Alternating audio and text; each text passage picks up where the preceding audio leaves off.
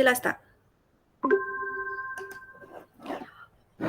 Okey, kelas kita hari ini kita akan masuk kepada 7.2 faktor yang mempengaruhi kadar tindak balas ya. Jadi kita lihat di tepi kanan dulu. Di akhir pembelajaran, murid boleh pertama ya mengeksperimen untuk mengkaji faktor-faktor yang mempengaruhi kadar tindak balas. Ya, jadi ada 4 faktor di situ iaitu saiz bahan, ya saiz bahan tindak balas. Kemudian kepekatan, ya, suhu dan juga kehadiran mangkin. Jadi pada hari ini kita akan lihat faktor yang pertama iaitu saiz bahan. Okey ya. Bahan kimia yang berlainan jenis akan mempunyai sifat kimia yang berbeza. Oleh itu, bahan kimia yang berlainan jenis juga akan mempunyai tindak balas yang berbeza dan berlaku pada kadar yang tidak sama, kan? Ya, kadar yang tidak sama. Ya, maksudnya ada sesuatu, ada sejenis, kadang-kadang sebahagian tindak balas akan berlaku dengan cepat. Ya, ada tindak balas yang akan berlaku dengan lambat, kan? Ya, itu yang kita dah lihat dalam minggu lalu iaitu contohnya apakah contoh kadar tindak balas yang berlaku dengan cepat seperti peneutralan, kadar tindak balas yang berlaku dengan lambat. Contohnya apa? Pengaratan, kan? Itu yang kita dah belajar pada minggu lalu. Ya, mari kita lihat tentang saiz bahan tindak balas. Okey, sebelum saya pergi kepada penerangan pada buku teks, cuba kamu bayangkan saiz bahan. Okey, katakan kamu nak buat air. Buat air pagi kan, breakfast. Katakan kamu ada 2 cawan air yang sama saiz. Kemudian kamu ada air yang sama banyak. Katakan kamu ada air ya 250 cm padu pada 100 darjah Celsius. Sama kan kedua-duanya. Lepas tu kamu ada spatula. Ya. Di sini cikgu letakkan. Ini kamu ada 5 gram serbuk Milo. Di sini contoh kamu ada 5 gram ketulan Milo. Contohlah. Saya sebut jenama lah kat sini sebab biasanya di Malaysia ni orang minum, dia minum kalau serbuk coklat tu, minuman coklat memang dia akan kata Milo lah. Okey, serbuk tu means kamu buka daripada tin dia, kamu scoop out, dia dalam bentuk powder form, betul? Ataupun malam tadi kamu dah keluarkan 5 gram, letak di luar, tak tutup apa-apa, dia akan menjadi ketulan besar, betul? Betul. Kan? Jadi kalau kita nak bancuh dalam jumlah air yang sama, suhu air yang sama, lepas tu ini gambar kalau macam ni salah lah ya, sebab dia dah potong pula. Saya buat macam ni. Tempoh hari siapa punya lukisan cikgu kata salah sikit. Sebab nampak meniskus air mestilah tidak memotong. Lepas tu ini cikgu kacau lah. Katakan ni rod kaca lah ataupun kamu pakai stirrer di rumah. Yang mana akan Milo tu, serbuk Milo tu akan larut sepenuhnya dulu. Yang A atau B? Kenapa? Yang mana satu akan larut sepenuhnya serbuk Milo itu? A atau B? B. Yang mana larut ya sepenuhnya dahulu. Kena sebut dululah kan. Dan Y. Okey, Faiz jawab tadi B. B. Kenapa? Sebab Milo tu dia dalam keadaan serbuk. Sebab dia dalam keadaan serbuk. Betul. B sebab dia dalam keadaan serbuk. Yes. B adalah Serbuk. Jadi kalau serbuk apa masalah dia? Kenapa pula dia boleh larut dulu? Dia guna sama banyak. Air sama banyak. Kan? Suhu pun sama. Kenapa? Kamu bayangkan kalau saya zoom dia punya, okey, bila kita masuk dalam bekas itu, dawat biru, sorry, dawat hijau. Tak sama saiz. Okey, katakan ini air tadi, kita besarkanlah ya maksudnya. Kita bayangkan ini tadi 5 gram Milo tadi. Yang besar, yang ketulan tadi. Okey, ini ketulan. 5 gram juga, katakan dia serbuk. Okey, katakanlah contohlah 5 gram. Ini dia akan jadi 1 gram, 1 gram, 1 gram, 1 gram, 1 gram. Ya, ini serbuk. Bila kita masukkan dalam air, kamu tengok, ya, kalau ketulan, jumlah luas permukaan yang akan kena pada air adalah sedikit berbanding, tengok, kalau dia serbuk, lebih banyak surfaces, luas permukaan yang boleh kena. Nampak? Ya, banyak, lebih besar. Lebih banyak jumlah luas permukaan air yang boleh kena pada serbuk Milo menyebabkan dia lebih mudah terlarut. Ini contoh dalam kehidupan harian kamu lah. Okey? Kalau kita tengok secara lebih spesifik dia, tengok pada contoh buku teks penerangan dia. Contoh situ ya. Bahan tindak balas yang berbentuk pepejal boleh mengalami perubahan saiz kan? Ya, seketul batu kapur boleh dipotong kepada ketulan yang lebih kecil. Jumlah luas permukaan ketulan kecil adalah lebih besar. Perhatikan ayat ini, daripada jumlah luas permukaan dalam rajah 7.11. Tengok, ini kalau dia besar. Ini kalau dia kecil. Ini kalau dia lebih kecil. Nampak kan perbezaan dia? Contoh, jumlah luas permukaan. Luas ialah lebar darab tinggi, betul? Kan? Betul ke? Lebar darab tinggi. Kalau gambar yang bentuk besar, kita ada berapa permukaan? Okey, luas dia berapa? Luas dia ialah 2 darab 2 kan? Betul? Betul. Kan? 2 darab 2. Lebar darab tinggi dia. Okey, luas ialah lebar darab tinggi. Lepas tu, jumlah luas dia ada berapa surface? Luas dengan permukaan dia. Dia ada 1, 2, belakang dia 3, belakang sekali sana 4, atas 5, bawah 6. So, jumlah luas ialah 6 permukaan. Kan kalau macam kamu belajar matematik bentangan kan kotak tu kita buka, betul? So, dia ada 6 surface. So, 6 kali dengan 4 equal to 24. Jadi, kalau kita cut into half, tengok jumlah luas permukaan dia. Jumlah luas permukaan, kita kira satu dulu. Kita kira satu sahaja dulu. So, kita ada berapa ni? Ya, kita ada 1 kali 2, tengok ni ya, surface yang ni. Surface yang macam ni kita ada berapa? Yang cikgu lorekkan hijau ni kita ada berapa? 1, itu belakang dia kan? 2, 3, 4. Betul? So, dia ada 4 permukaan yang 2 kali 1. Iaitu 2 kali 1, 2. 2 kali 4, 8. Dan dia ada 2 permukaan yang 2 kali 2. 2 darab 2 kali 2. 4 kali 2, 8. Betul? So, total dia sini ialah 16. Bila dia dah cut into 2, jumlah luas permukaan dia 2 kali 16, which is 32 sentimeter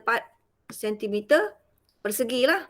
Jadi kalau kita lihat dua gambar ini, gambar yang besar dengan gambar kecil, kita dah nampak jumlah kalau dalam kes air bancuh air Milo tadi, kita dah nampak jumlah air boleh kena pada kotak A dengan kotak B. Dekat kotak A tu lebih banyak air boleh kena, betul? Sebab dia boleh kena sampai surface yang lebih dalam.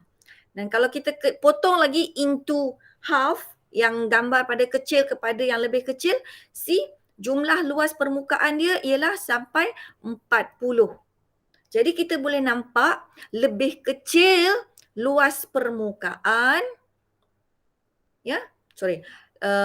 lebih kecil saiz, lebih besar jumlah luas permukaan. Jadi nampak sini dia kata sekejap ya. Dia punya penerangan. Okey, tak ada kat situ. So cikgu tulis kat sini lah. Ya, maksudnya dia kata di situ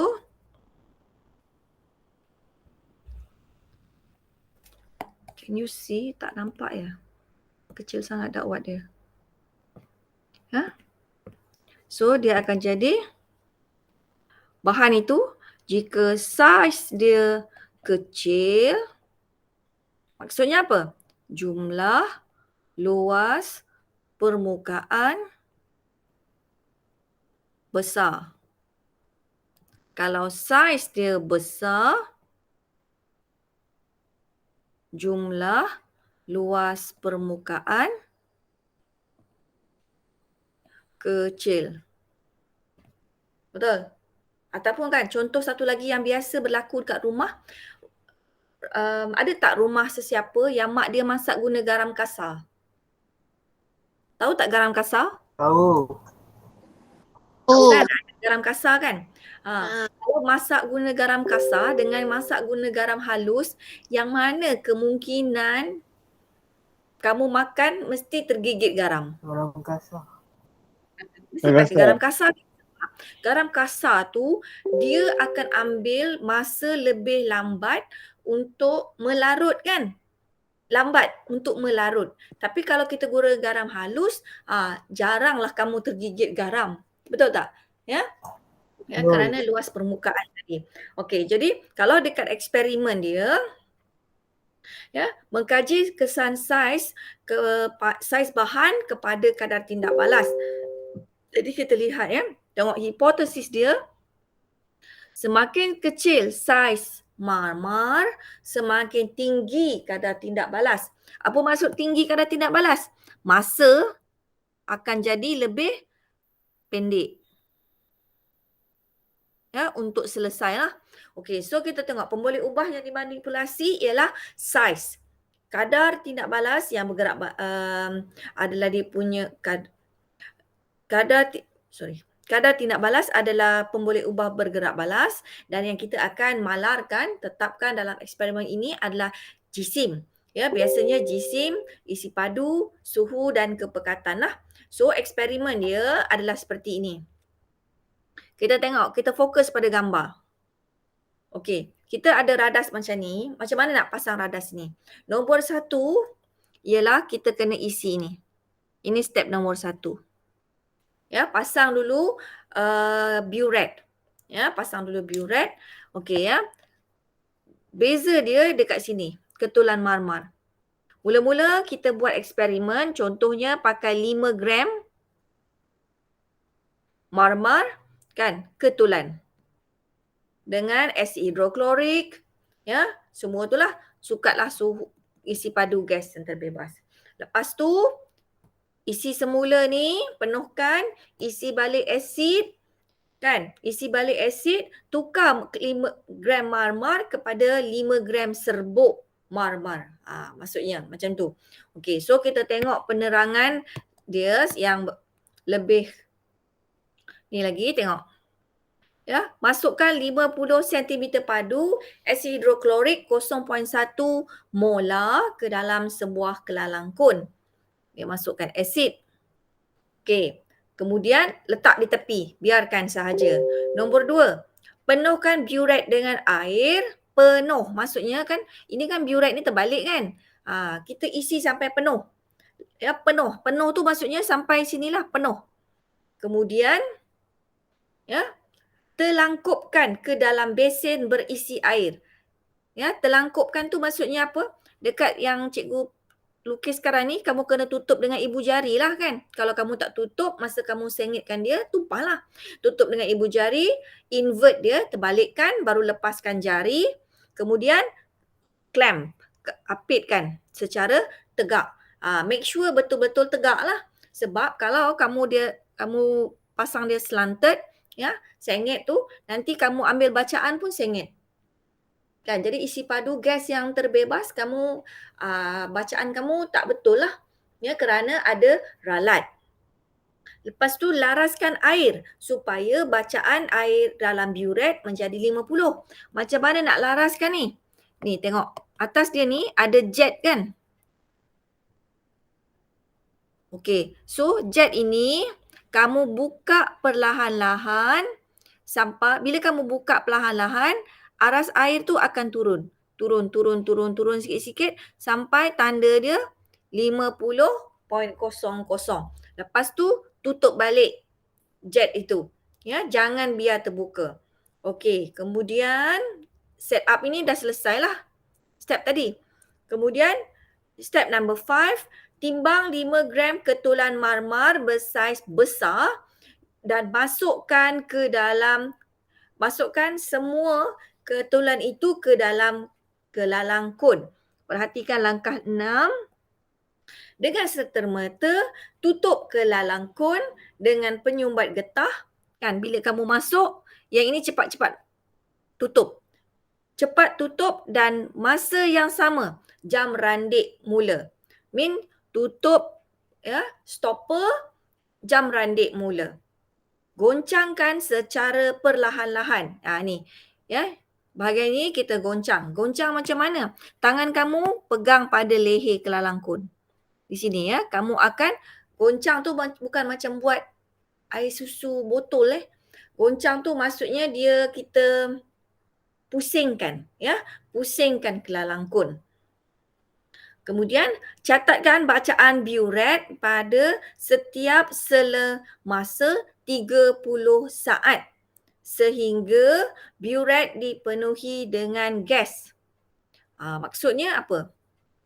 Katakan ini jam randik kamu. Kan, setiap 30 saat. Kan dia jalan kan? Okey, ini dia punya tempat tekan tu kan.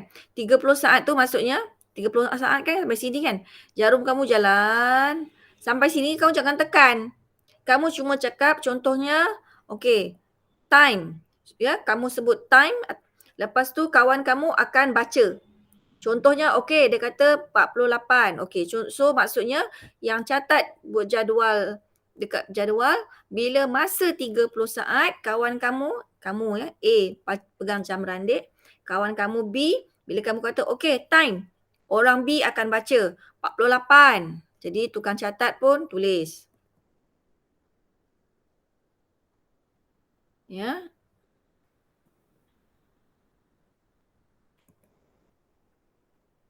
Okey, lepas tu tadi kan tak tekan, jam randik jalan lagi sampai sini. Okey, time. Kawan kamu pun baca. Okey, 45. Contoh. Jalan lagi, jangan tekan. Pusing lagi. 30 saat. Kawan kamu pun baca. Contoh, ya. 90 second is berapa? 40. Contoh. Sampai bila? Sampai isi padu air ni habis. Ya, tak ada dah. Dalam biuret kamu ni dah tak ada air. Kan? Ya, tak ada air. Atau biasanya tak sampai 5 minit pun. Ya, tak sampai 5 minit. Okey ya, jadi sebenarnya eksperimen ini tak semestinya dilakukan berkumpulan. Seorang pun boleh buat. Ya, seorang pun boleh buat. Jam randik tu bila dah tekan, letak je atas meja. Jangan usik-usik. Tangan kamu buat apa? Satu pegang pen untuk catat, satu lagi untuk goncangkan biuret, goncangkan kelalangkun. Mata kamu sentiasa tengok pada jam dengan juga Ya, mata kamu sentiasa tengok jam. Bila dia reach every 30 second, tengok pada burette. And then catat. Macam tu je. Seorang pun boleh buat sebenarnya. Nanti buka sekolah, saya nak semua orang cuba sendiri. Sebab saya percaya sekolah kita memang cukup set up untuk buat eksperimen ini secara individu. Sebab kamu ialah batch yang ada peperiksaan amali kan? So that kamu mesti boleh handle eksperimen ini sendiri. So, tengok ya seterusnya. Ulang langkah 1 hingga 8 dengan menggunakan ketulan marmar yang bersaiz kecil. So, kalau dari dalam bekas, dalam botol tu, contohlah katakan ini botol ya. Kan? Kamu carilah ketulan yang lebih kurang sama, kamu timbang dulu. Kamu timbang, kamu nampak 5 gram, keluarkan. Masukkan dalam mortar. Cikgu, mortar tu apa cikgu? Mortar tu lesung batu. Ya. Alu dan mortar. Ya. Ketuk sikit. Ketuk dia sikit supaya dia lebih pecah. Ya, tak payah jadi serbuk pun. Ketuk je kecil-kecil sikit. Lepas tu ulang balik eksperimen ini. Ulang balik eksperimen tersebut. Catat jugalah isi padu air dalam burette setiap 30 saat sehingga habis air dalam burette.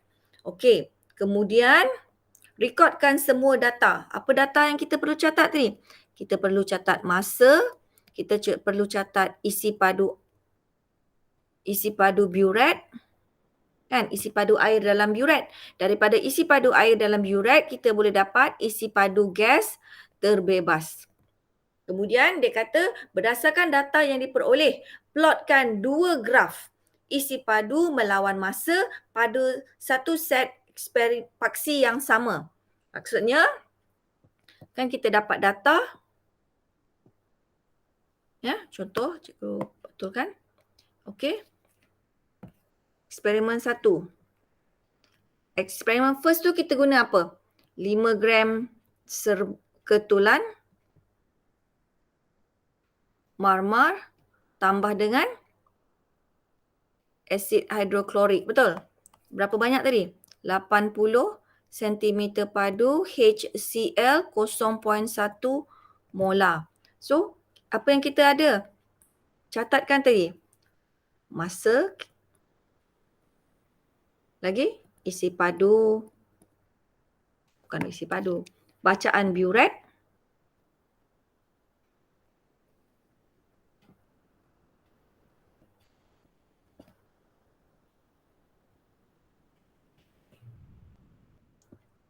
Ini semasa eksperimen, betul?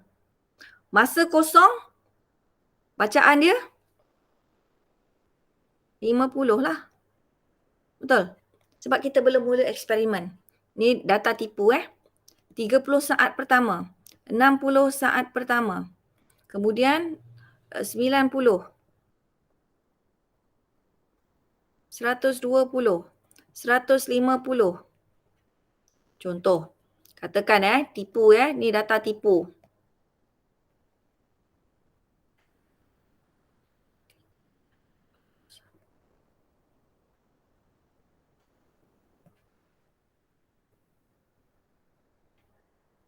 Okey. Ini semasa kita buat eksperimen. Tapi daripada bacaan burette itu, kita boleh dapat isi padu gas kan? Isi padu gas yang terbebas. Masa kosong, tak ada gas terhasil, betul? Bila 30 saat, sebenarnya bila bacaan dia 48, maksudnya dalam burette tu, mula-mula air ialah pada 50. Bila selepas 30 saat, air ini 50, ini dah jadi 48. Maksudnya di antara 50 sampai 48 tu ada berapa banyak gas? Sudah ada 2 cm padu gas. Sampai 60 saat, bila bacaan burette 45, maksudnya dia sudah ada 5 cm padu gas. Sampai sini, 50 tolak 41, 9 cm padu gas. Jadi, sampai habislah. Kalau ini ialah 15. Ini ialah 20. Contoh. Kemudian, kan dia kata ulang eksperimen. kita tulis lagi satu lah.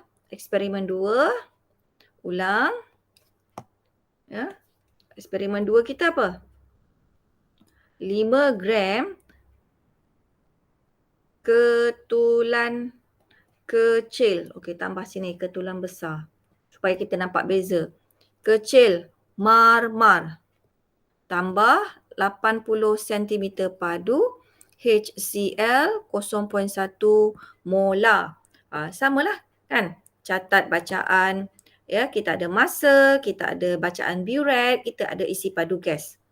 Jadi, itu ialah bahagian yang pada rekodkan semua data. Pada bahagian mentafsir, dia kata plotkan dua graf ya, melawan masa pada paksi yang sama. Maksudnya kamu ada satu kertas graf. Biasanya kita kena buat dalam bentuk portrait lah.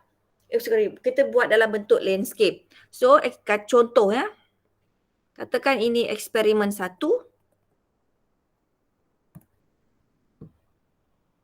Kemudian, plotkan lagi satu eksperimen yang kedua.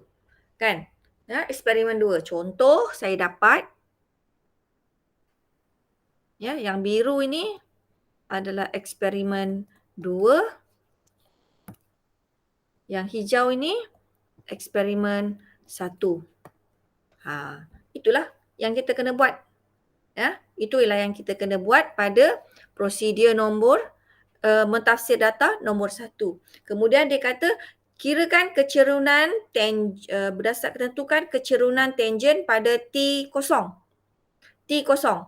Ya, pada masa kosong. Masa kosong ada ke kecerunan? Ya, pada T0 kadar tindak balas awal. Kosong lah kan? Sebab T masa kosong. Macam mana kita nak lukis tangen? Tak ada, zero. Ya, kadar tindak balas awal dia kosong lah. Kemudian masa untuk tindak balas tamat. Ya, tentukan masa kadar tindak balas itu tamat. Tak tentukan dia tamat dekat mana? Ya, kalau untuk yang eksperimen 1, tengok dia mula-mula nilai dia. Ya, nilai dia menjadi malar. Kan? Nampak? Eksperimen ini mempunyai isi padu yang sama contoh. So, ini hijau. Ini T dia untuk eksperimen 1. Kemudian untuk eksperimen 2, ini dia punya T dia. Masa untuk eksperimen itu tamat. Macam mana tahu tamat? Isi padu dia dah malar. Isi padu gas yang terbebas adalah malar. Okey. So, ya, itu eksperimen dia. Sediakan laporan lengkap selepas menjalankan tu semua. Okey. Cikgu tak nak pergi terus ke situ. Cikgu nak pergi kepada latihan. Latihan dia.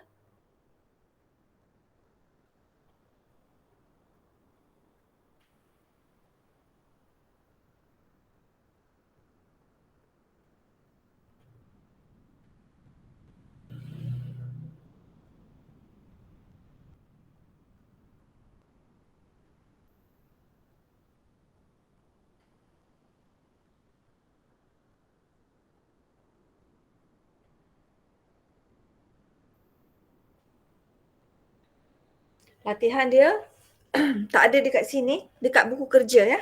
Dekat buku kerja. So, cikgu akan stop sharing yang ini. Ya, cikgu akan stop sharing di sini. Kita akan pergi kepada buku kerja. So, penerangan cikgu ialah kelas kita hari ini ialah pada penerangan kadar tindak balas, faktor yang mempengaruhi kadar tindak balas iaitu saiz bahan. Jadi kita dapati tadi apa? Bila saiz bahan kecil, kadar tindak balas lebih tinggi, betul? Ya, saiz bahan yang kecil, luas permukaan yang lebih besar. Okey, jadi sekejap cikgu nak ambil kehadiran untuk meet dulu ya, untuk meet. Kemudian baru kita pergi pada buku kerja. So ada Faiz, Azam, Faris, Asna, Amalina, Syuhada dan Priya. Okey, cikgu akan stop sharing dulu. Tunggu ya, tunggu sekejap. Stop sharing yang ini.